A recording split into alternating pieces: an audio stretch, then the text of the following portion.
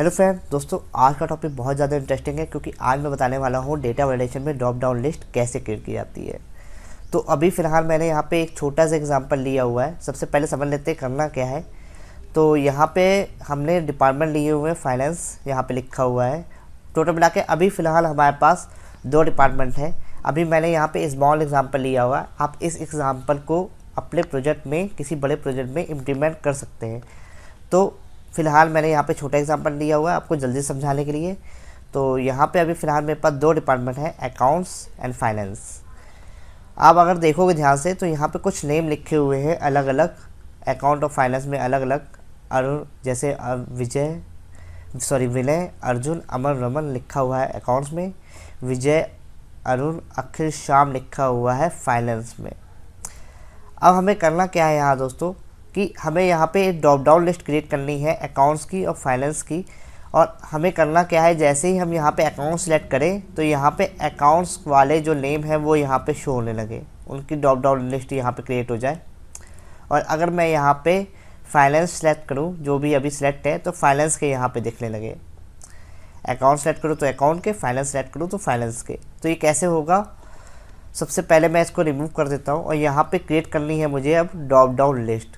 तो drop down list create करने के लिए आपको करना क्या होगा, आपको जाना होगा डेटा टैब में। ये जो लिखा हुआ डेटा टैब, उसमें आपको यहाँ पे मिलेगा, यहाँ पे डेटा वैलिडेशन यही कहीं होगा। ये रहा, डेटा टूल्स के अंदर मिलेगा आपको डेटा वैलिडेशन। आपको यहाँ पे सेलेक्ट करना है, ये आपके पास एक पॉपअप बॉक्स आ जाएगा। फिर आपको करना क्या है यहाँ पे दोस्तों, यहाँ पे लिस्ट सेलेक्ट करना है क्योंकि ड्रॉप डाउन लिस्ट बनानी है हमें। लिस्ट सेलेक्ट करने के बाद आपको यहाँ पे सोर्स में जाके, ये जो सोर्स का बटन है एक एबव यहाँ पे साइन आ रहा है ऊपर एरो वाला, उसको सेलेक्ट करके यहाँ पे दोनों को यहाँ पे सेलेक्ट कर लेना है और यहाँ पे फिर ओके। तो होगा क्या, यहाँ पे आपकी ये ड्रॉप डाउन लिस्ट क्रिएट हो जाएगी अकाउंट्स और फाइनेंस की। अब इसके बाद हमारा काम क्या बचा, यहाँ पे हमें लिस्ट लानी है इस नेम के अकॉर्डिंग, इस डिपार्टमेंट नेम के अकॉर्डिंग ये लिस्ट लानी है। तो वो कैसे लाएंगे, तो उसके लिए सबसे पहले आपको समझना पड़ेगा इंडैट का फॉर्मूला फंक्शन। इंडैट के फंक्शन में होगा क्या कि मान लीजिए मैंने यहाँ पे लिख दिया है 5, और ये 5 कौन से सेल रेफरेंस में है, हमारा H7 में है ये। तो यहाँ पे मैंने डाल दिया H7। अब मुझे क्या करना है, मैं इसको यहाँ पे अगर फैच करना चाहता हूँ 5 को, तो मैं सिंपली यहाँ पे जाऊँगा, H7 लिखूँगा और यहाँ पे इसको फैच कर लूँगा। लेकिन इसको मुझे इनडायरेक्टली फैच करना है, मतलब इस सेल से मुझे ये वाला रेफरेंस फैच करना है। तो मैंने यहाँ पे रेफरेंस लिखा हुआ है। अब इस लिखे हुए रेफरेंस को फैच करने के लिए क्या करेंगे, हम लोग इनडायरेक्ट का यूज़ करेंगे। और यहाँ पे मैंने E8 डाल दिया है, और E8 में कौन सा रेफरेंस लिखा हुआ है, H7 लिखा हुआ, तो ये H7 को यहाँ पे फैच करके ले आएगा। तो ये होता है इंडैट का यूज़।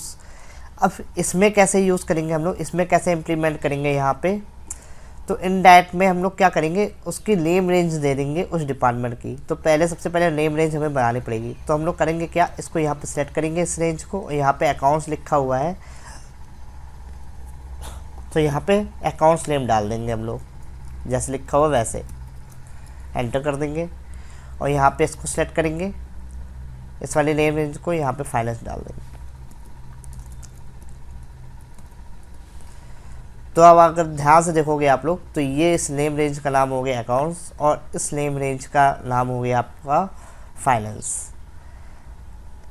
अब क्या करना है यहाँ पे हमें, अब हमें ड्रॉप डाउन लिस्ट बनानी है दोस्तों। तो हम लोग यहाँ पे सेलेक्ट कर लेंगे पूरी नेम रेंज को अपनी। उसके बाद जाएंगे फिर से डेटा में, डेटा वैलिडेशन में, यहाँ पे फिर से हमने सेलेक्ट किया लिस्ट। और अब यहाँ पे हम लोग इंडैट का यूज़ करेंगे दोस्तों, जो मैंने भी आपको फंक्शन समझाया था उसका।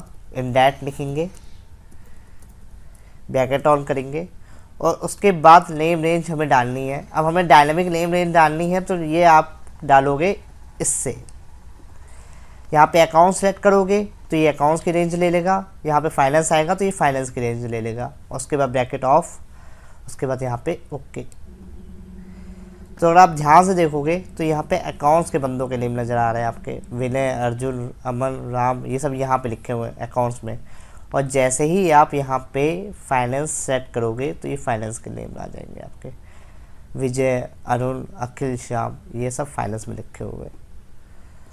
और अब आप यहाँ पे डायनामिकली अपनी जो अटेंडेंस है वो लगा सकते हो।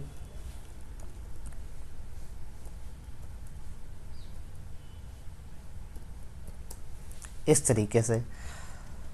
और अगर आपको यहाँ पे अकाउंट्स को चाहिए तो आप यहाँ पे अकाउंट सेलेक्ट कर सकते हो, तो अकाउंट्स के आने लगेंगे। अमन की लगानी, हमने अमन की लगा दी।